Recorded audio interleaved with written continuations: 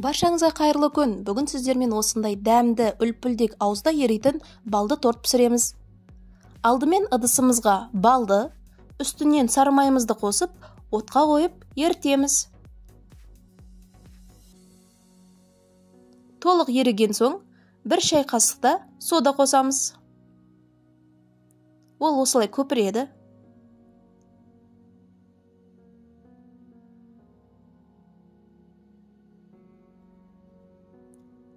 Жаймен сары түске кіре бастайды.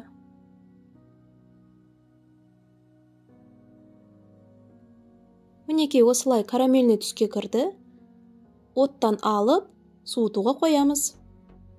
Енді бір ыдысымызға жұмыртқаларымызды шағып,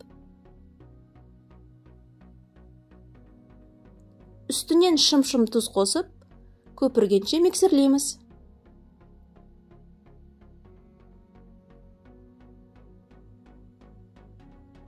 Аз-аздан қантымызды қосамыз.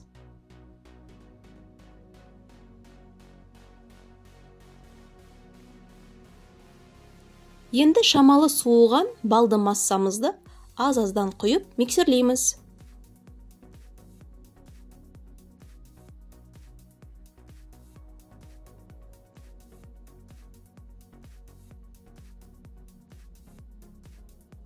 Осылай біркелкі болғанша жақсылап араластырамыз.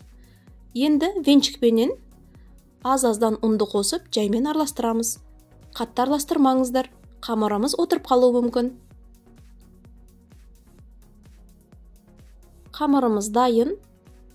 Пергамент төселген листқа қамырымызды салып, бір тегіс етіп жайып шығамыз.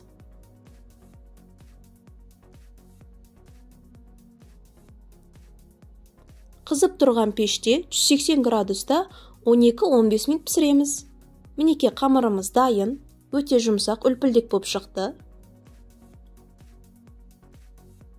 Осылай зубочисткамен тексеруге болады. Енді кремін жасаймыз. Қаймаққа сгущенканы қосып, миксерлейміз.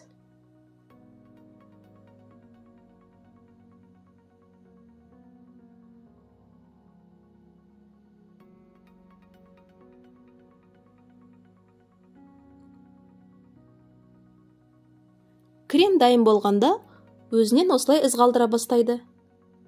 Мінекей креміміз дайын. Енді оны біраз холодильникке қойып қоямыз. Коржымыздың шеттерін тегістеп кесіп аламыз. Ол бізге тортымызды әрлеуге керек болады.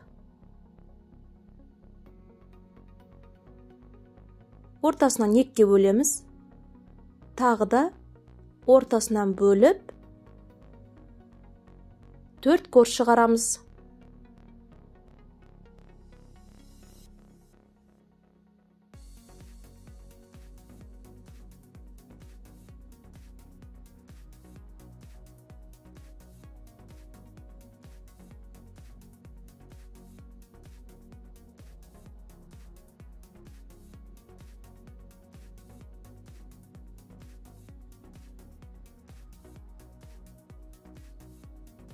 Шетінен шыққан корждарымызды майдалаймыз.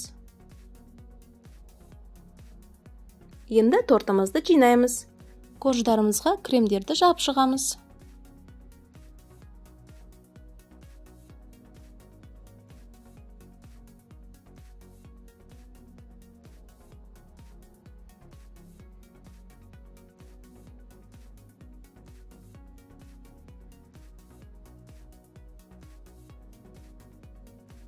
Қалған кремдерді шеттеріне жағып, тегістеп шығамыз. Майдаланған коржды үстінен сеуіп, тортымызды әрлейміз.